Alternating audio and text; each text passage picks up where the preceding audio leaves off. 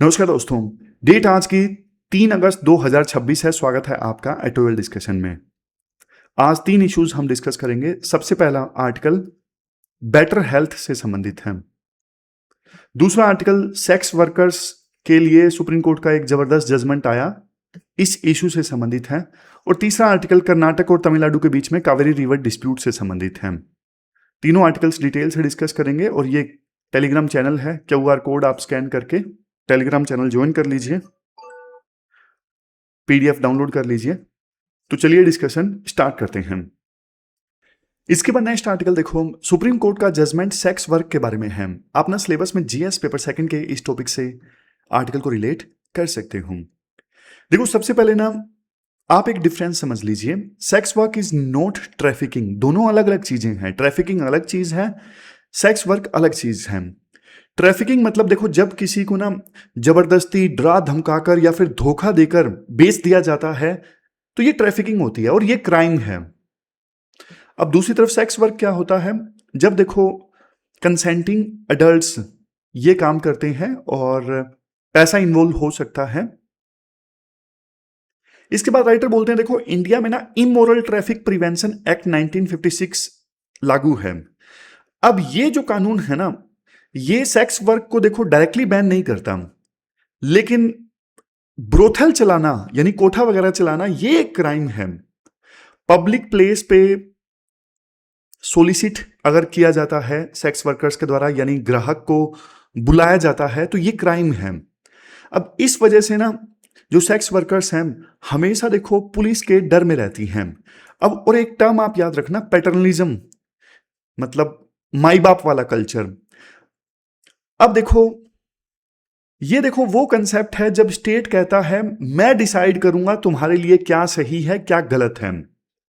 State कहता है मैं तुम्हें कुछ नहीं पता, स्टेट सिटीजन्स को बोलता है तुम्हें कुछ नहीं पता, लेकिन मुझे पता है सिटीजन्स के लिए क्या सही है। तो पिछले कई दशकों से देखो हमारा सिस्टम ना यही पैटर्नलिज्म फॉलो कर रहा है, मतलब स्टेट जो बोल रहा है वही फॉलो कर रहा है। पिछले 30 सालों से जो सेक्स वर्कर्स हैं वो कोर्ट के पास जाती हैं, वो सरकार के पास जाती हैं, वो अपनी प्रॉब्लम्स बताती हैं कि उनके साथ क्या गलत होता है, उनके साथ क्या क्या गलत होता है। जैसे सेक्स वर्कर्स बताती हैं कि पुलिस जबरदस्ती उन्हें उठा ले जाती है, इसे वो बोलते हैं फोर्स्ड रेस्क्यू।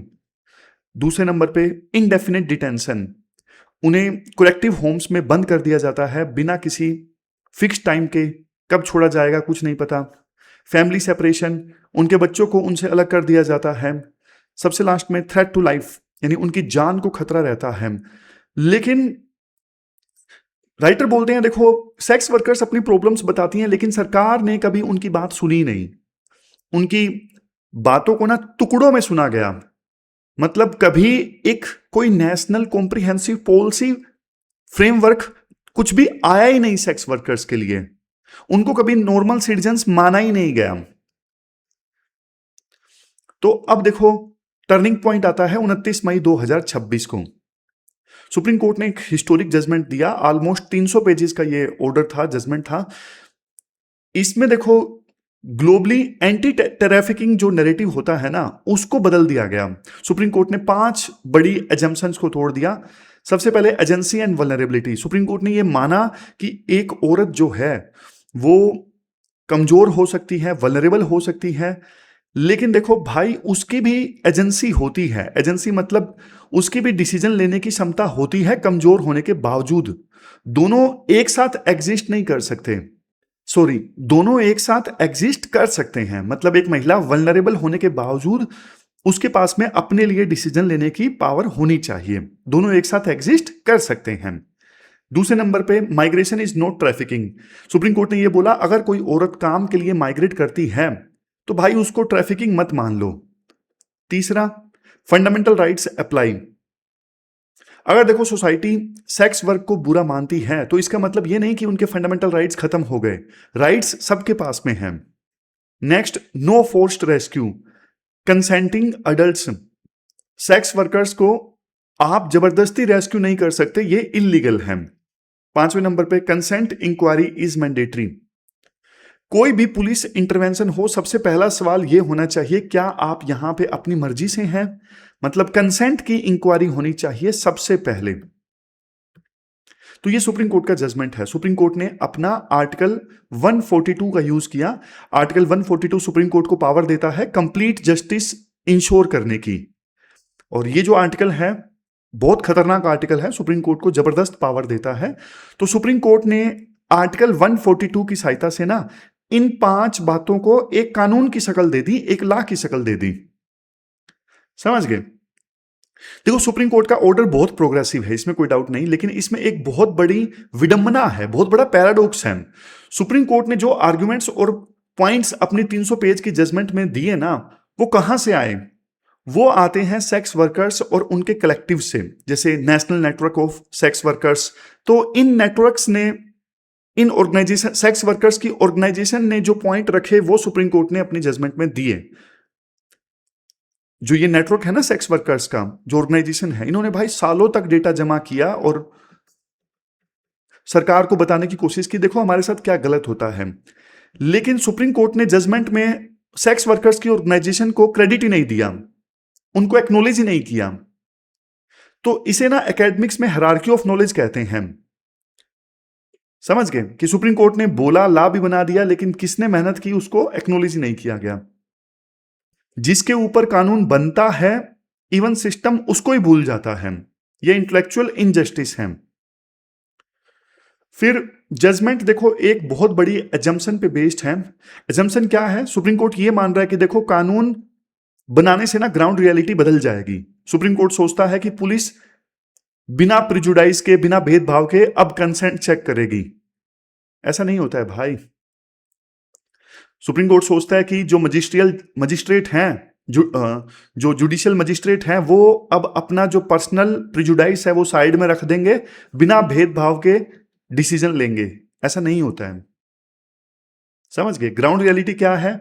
ब्यूरोक्रेसी देखो कभी न्यूट्रल नहीं होती, खास करके दलित और जो आदिवासी महिलाएं होती है ना, उनके लिए जो कास्ट डिस्क्रिमिनेशन होता है या फिर गरीबी, ये तय करती है कि उनकी जिंदगी कैसी होगी। एक केस स्टडी भी दिया जाता है राइटर के द्वारा। एक औरत को देखो रेड के बाद ना गलत तरीके से ट्रैफिकर लेबल लगा दिया गया। अब वो पिछले 7 साल से हर महीने पुलिस स्टेशन में हाजिरी दे रही है, वो कोर्ट जाती है, बाहर बैठती है, उसको अंदर बुलाते हैं, पर आज तक 7 साल में किसी ने उसका स्टेटमेंट तक रिकॉर्ड नहीं किया। ये हालात हैं, सोच के देखो। एक वर्कर की स्टेटमेंट आर्टिकल में दी गई है।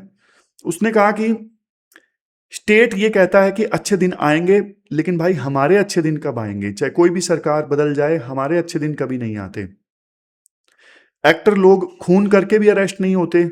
जिसके पास पैसा नहीं है वो बस मेरी तरह कोर्ट के चक्कर लगाते रहते हैं। तो ये सारी बातें बोली गई उस महिला के द्वारा जो 7 साल से सिर्फ चक्कर काट रही है। उसके ऊपर ट्रैफिकर का दबाव डाल दिया गया है और लेबल लगा दिया गया है। उसकी स्टेटमेंट तक आज तक रिकॉर्ड नहीं हुई।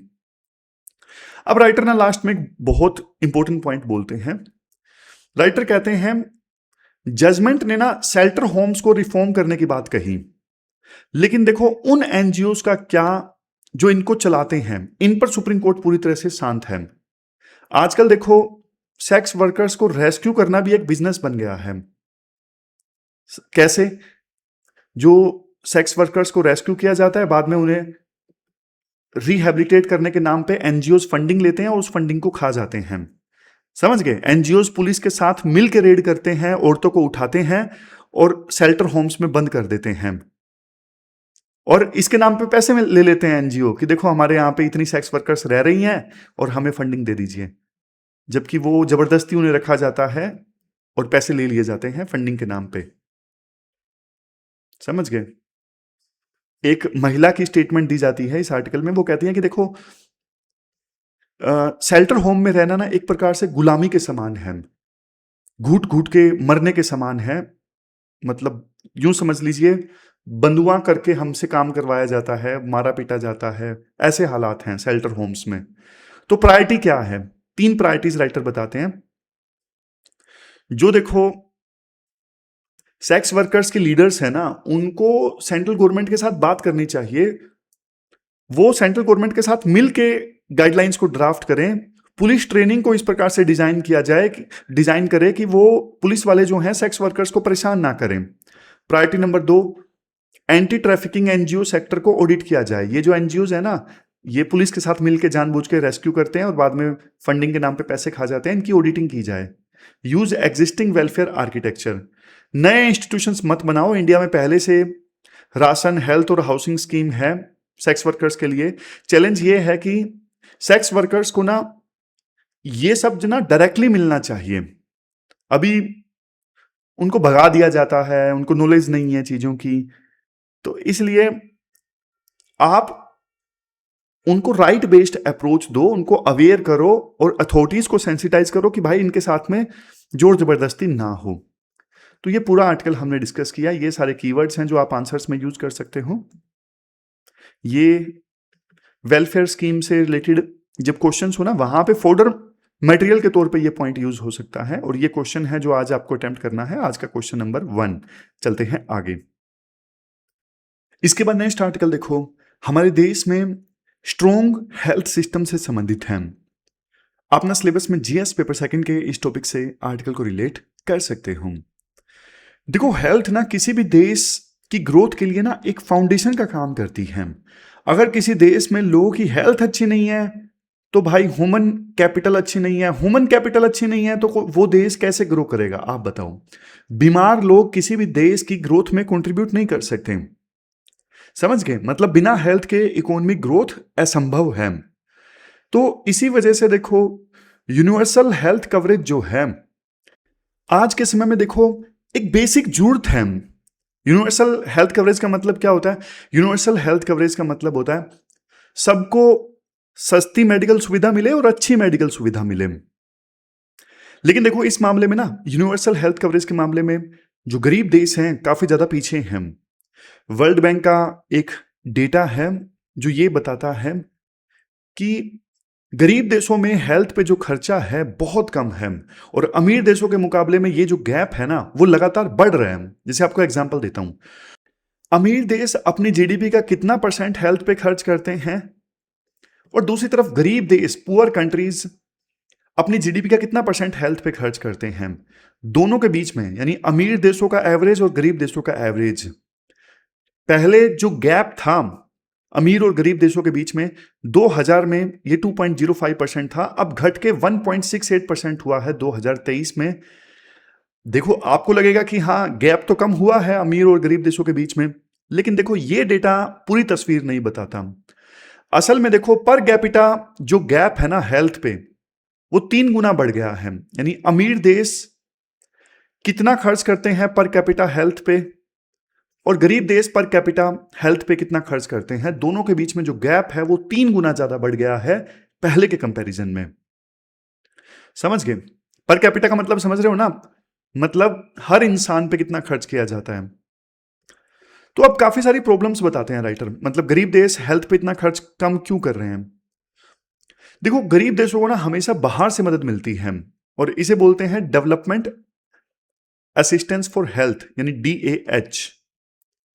अब कोविड की महामारी के समय ना ये जो डेवलपमेंटल असिस्टेंट था ना हेल्थ के लिए गरीब देशों को, ये बिल्कुल पीक पे था, सबसे ज्यादा था। यानी 2021 में गरीब देशों को हेल्थ के लिए सबसे ज्यादा मदद मिल रही थी। लेकिन अब ये जो मदद है ना वो तेजी से घट रही है। समझ गए? यूएसए देखो हमेशा से सबसे बड़ा डोनर रहा है गरीब देशों के लिए, लेकिन अब यूएस ने ना अपना जो एड है, अपनी जो मदद है 67% तक कम कर दी है। यूके ने भी अपनी जो मदद है गरीब देशों को 39% तक कम कर दी है। फ्रांस और जर्मनी ने भी कट्स लगाए हैं। OECD कहता है ओवरऑल जो फंडिंग है गरीब देशों को वो 60% गिरेगी। और देखो ये गरीब देशों की हेल्थ के लिए ना एक बहुत बड़ा खतरा है। अब इसके बाद प्रॉब्लम नंबर 2 की बात करते हैं। विभिन्न देशों के ऊपर ना अपना खुद का कर्ज काफी तेजी से बढ़ा है। मतलब विभिन्न देश ज्यादा कर्जे में है, खास करके गरीब देश। अब जो देश देखो कर्जे में होता है ना वो पुराने कर्ज का इंटरेस्ट चुकाने में भारी भरकम पैसा लगा देता है, तो हेल्थ पर लगाने के लिए पैसा बचता ही नहीं है। समझ गए? यानी पहले जो लोन लिया हुआ है ना, उसका इंटरेस्ट चुकाने में ज्यादा खर्च कर दिया जाता है, इस वजह से हेल्थ पे कम खर्चा होता है। अब जैसे आप डेटा देखो, डेटा आप देखोगे तो 2024 में ना ग्लोबल पब्लिक डेट जो है वो 102 ट्रिलियन डॉलर्स था 2024 में, जबकि 2010 में ये सिर्फ 31 ट्रिलियन डॉलर्स था। यानी 2010 से ये जो पब्लिक डेट है ना, दुगनी तेजी से बढ़ा है। और एक और चीज आप देखो, जैसे मैंने आपको बताया, हर एक रुपी, हर एक डॉलर जो डेट का इंटरेस्ट चुकाने में जाता है ना, वो फिर हेल्थ बजट के लिए कम अवेलेबल होता है, जो बात मैंने आपको पहले बोली। अब राइटर सॉल्यूशन बताते हैं। पहला सॉल्यूशन, पैसा कम है तो भाई उसे ढंग से लगाओ। 3 सॉल्यूशंस राइटर बताते हैं। पहला सॉल्यूशन, एलोकेटेड पैसा पूरा खर्च करो। मतलब वर्ल्ड बैंक ये कहता है कि भाई विभिन्न देश जो हेल्थ के लिए एलोकेट करते हैं ना, उसमें से बहुत सारा फंड तो बिना यूज के रह जाता है। बजट सिर्फ 85 से 90% तक यूटिलाइज होते हैं, 10-15% तो यूटिलाइज ही नहीं होते। एजुकेशन सेक्टर देखो हेल्थ से बेटर पैसा खर्च करता है, मतलब हेल्थ इंप्लीमेंटेशन स्टेज पे अक्सर इग्नोर होता है। और इंडिया के लिए आप लाइव एग्जांपल देखो, हेल्थ इंफ्रास्ट्रक्चर मिशन में सिर्फ 66% पैसा खर्च हुआ, और नेशनल हेल्थ मिशन इसमें देखो 2024-25 में जो पैसा एलोकेट किया गया था ना, उसमें से सिर्फ 26% जो पैसा है वो यूटिलाइज हुआ। तो ये पहला सॉल्यूशन है, पैसा पूरा खर्च करो भाई। दूसरा बड़ा पॉइंट ये है, बजट का सही प्रयोग करो। ज्यादा पैसा देखो डॉक्टर्स की सैलरी में चला जाता है, और दवाई खरीदने के लिए, अच्छी मशीनें खरीदने के लिए सरकार के पास पैसा बचता ही नहीं है।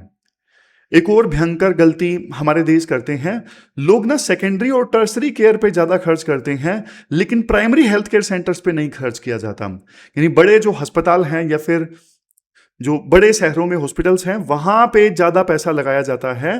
प्राइमरी केयर और प्रिवेंटिव केयर, इनको सरकारें बुरी तरह से भूल जाती हैं। तो भाई बीमारी को रोकना ज्यादा जरूरी है, इससे पहले कि बीमारी हो जाए और उसके बाद में उसको ठीक करने के लिए पैसा खर्च हो। समझ गए? लंदन स्कूल ऑफ हाइजीन का एक डेटा है, इंडिया देखो प्रिवेंटिव केयर पे ना पब्लिक बजट का ना 25% लगाता है, जो कि काफी कम है। पैसा देखो उन जगह पर लगाओ जहां पे मार्केट फेल हो, जैसे वैक्सीनेशन हो गया, इन्फेक्शियस डिजीज हो गया, साफ सैनिटेशन हो गया। अब प्राइवेट सेक्टर इन जगहों पे नहीं इन्वेस्ट करते, क्यों? क्योंकि भाई उन्हें सस्ता इलाज बेच के थोड़ी ना फायदा होता है, वो तो महंगा इलाज बेच के पैसा कमाते हैं। किसी को कैंसर हो गया तो वहां से वो पैसा कमाते हैं, प्रिवेंटिव केयर में वो नहीं लगाते पैसा। तो सरकार को इन पब्लिक गुड्स पे पैसा खर्च करना पड़ेगा ज्यादा। आबादी एक तरफ बढ़ रही है और दूसरी तरफ देखो नॉन कम्युनिकेबल जो डिजीज हैं जैसे डायबिटीज वगैरह, ये भी बढ़ रहे हैं। इसलिए अर्ली डिटेक्शन पे आप पैसा खर्च लगा करोगे तो इसका ज्यादा फायदा होगा। जैसे केरला मॉडल का एग्जांपल दिया जाता है, यहां पे प्राइमरी केयर प्लस में पंचायत लेवल की डिलीवरी, दोनों ने नियर यूनिवर्सल आउटकम हासिल की, बहुत फायदा हुआ। दिल्ली में मोहल्ला क्लिनिक का एग्जांपल है, इन्होंने भी प्रिवेंटिव हेल्थ केयर में बढ़िया रोल प्ले किया। अब तीसरा आप पॉइंट देखिए सॉल्यूशन में, स्ट्रेंथन गवर्नेंस एंड एफिशिएंसी। देखो गवर्नेंस को सरकार को ठीक करना होगा। अभी कम से कम 15 दिन पहले की बात थी, दिल्ली के पब्लिक हॉस्पिटल्स में प्रोक्योरमेंट में घोटाला सामने आया 700 करोड़ का। भाई वो 700 करोड़ प्रोक्योरमेंट में ₹2 का ओवरएस आता है, उसे 15 में परचेज किया गया। समझ गए? अगर ये 700 करोड़ का घोटाला, ये ब्यूरोक्रेट्स नहीं खाते ये पैसा, तो यही पैसा यूज होता गरीब लोगों के लिए। सोच के देखो यार, शर्म नहीं आती जो लोग ना प्रोक्योरमेंट में इतना इतना घोटाला करते हैं, उन्हें ये नहीं समझ में आता यार हम किसका हक मार रहे हैं, गरीब लोगों का हक मार रहे हैं। गरीब लोगों का इलाज नहीं होगा, वो बेचारे उनकी जान चली जाएगी, लेकिन नहीं, कोई सोचते ही नहीं है, इनको चाहिए पैसा। उन्हें ये नहीं समझता, ये समझ में नहीं आता कि जो पैसा वो कमा रहे हैं वो किसी की जान पे खेल के बना रहे हैं। समझ गए? तो भाई करप्शन ठीक करना होगा, चाइल्ड मोर्टेलिटी आपको रोकनी है तो ब्यूरोक्रेसी ठीक करनी पड़ेगी। वीक गवर्नेंस में आप पैसा डालोगे तो भाई करप्शन ही बढ़ेगा और कोई फायदा नहीं होगा। पंचायत लेवल तक अपने को डिलीवरी ठीक करनी होगी। पब्लिक फाइनेंस मैनेजमेंट को भी सुधारना होगा। और सही बजट बनाना तो एक छोटी सी शुरुआत है, बजट का सही एग्जीक्यूशन और बजट के लिए पैसा मिलना यह भी फास्ट होना चाहिए। अमर्त्य सेन ने एक बात बोली थी कि health is pre requisite not a product of economic development. मतलब हेल्थ अच्छी है तो इकोनॉमिक डेवलपमेंट आएगा, उल्टा नहीं है कि हाँ भाई इकोनॉमिक डेवलपमेंट होगा तो हेल्थ अच्छी अपने आप हो जाएगी, नहीं, उल्टा नहीं है। तो ये पूरा आर्टिकल हमने डिस्कस किया। ये कीवर्ड्स हैं जो आप आंसर्स में इस्तेमाल कर सकते हो। अब क्वेश्चन देख लीजिए।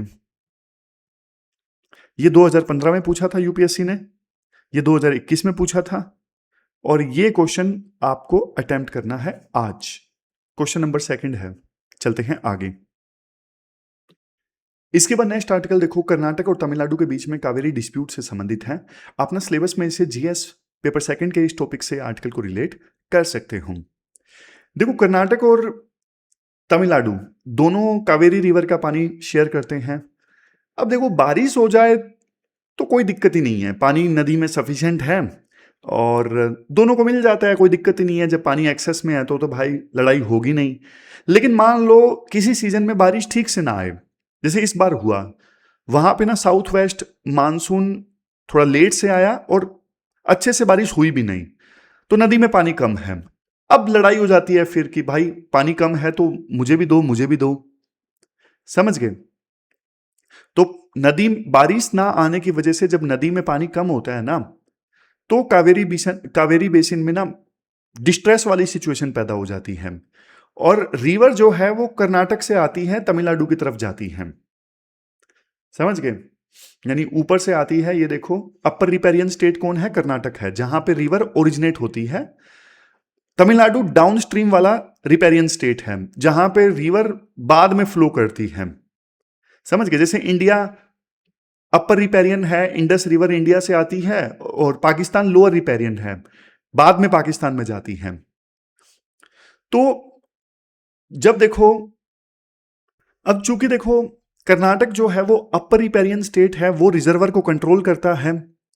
तो इस बार बारिश कम हुई ना, तो कर्नाटक के सीएम ने ना पानी रिलीज करने से मना कर दिया। कर्नाटक के सीएम ने सोचा यार पानी रिलीज कर दिया तमिलनाडु को, रिजर्वर के जो गेट्स हैं वो ओपन कर दिए, तो बेंगलुरु को पानी नहीं मिलेगा पीने के लिए, तो उन्होंने रिजर्वर के गेट नहीं ओपन किए।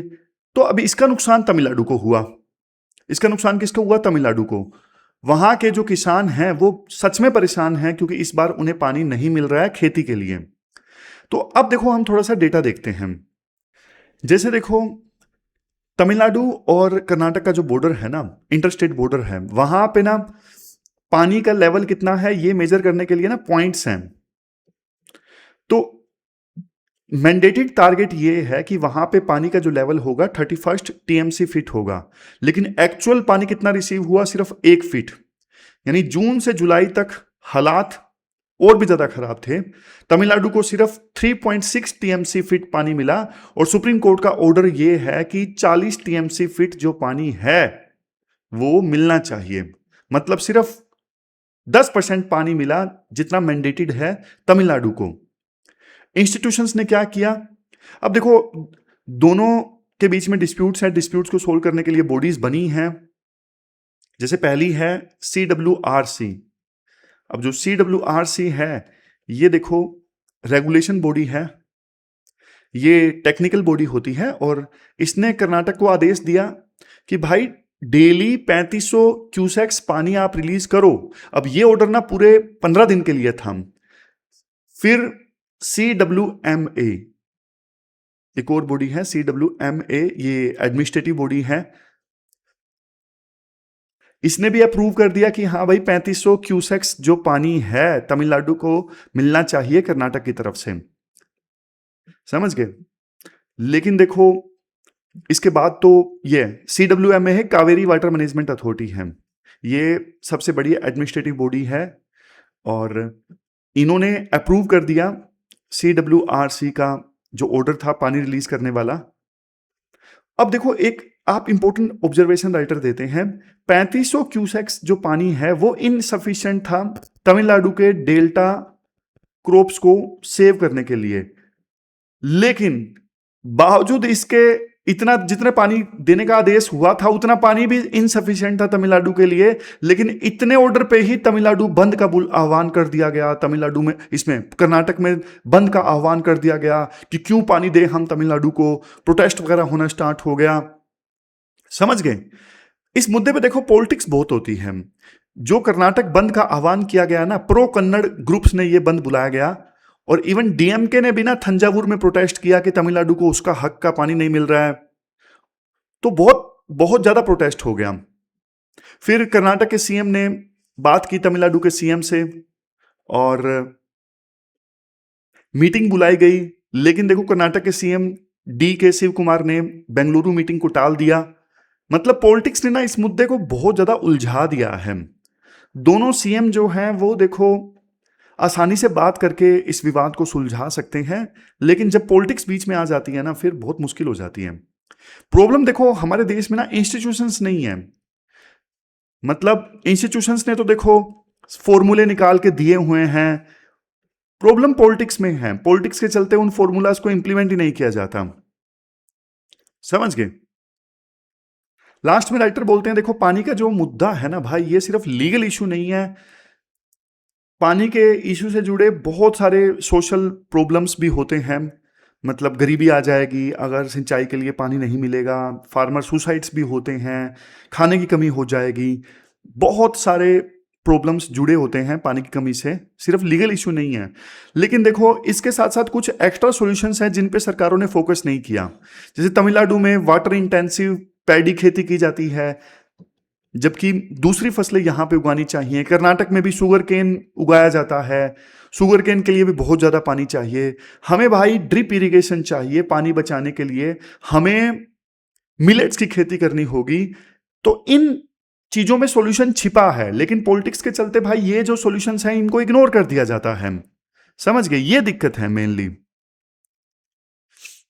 तो पहले जो मैंडेट है, सबसे पहले तो देखो जो सुप्रीम कोर्ट ने सॉल्यूशन निकाला है और जितना पानी बंटवारा हुआ है उतना पानी मिलना चाहिए, उसमें पॉलिटिक्स नहीं होनी चाहिए। क्योंकि बार बार पॉलिटिक्स होगी तो फिर भाई जो इतने सालों के बाद सुप्रीम कोर्ट ने जजमेंट दिया फिर उसका फायदा क्या।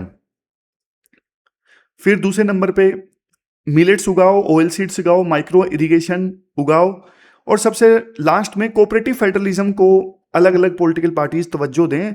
पॉलिटिकल लीडर्स को मेच्योर होकर बिहेव करना पड़ेगा। अपनी पॉलिटिक्स चमकाओगे तो भाई देश टूट जाएगा। तो ये पूरा आर्टिकल हमने डिस्कस किया। ये कीवर्ड्स हैं जो आप आंसर्स में इस्तेमाल कर सकते हो,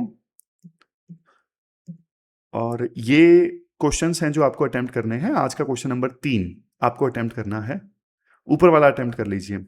तो ये थी हमारी आज की डिस्कशन। कल मिलते हैं फिर से एक नई डिस्कशन के साथ। तब तक आप अपना ध्यान रखिए, अच्छे से पढ़िए। Thank you very much for discussion.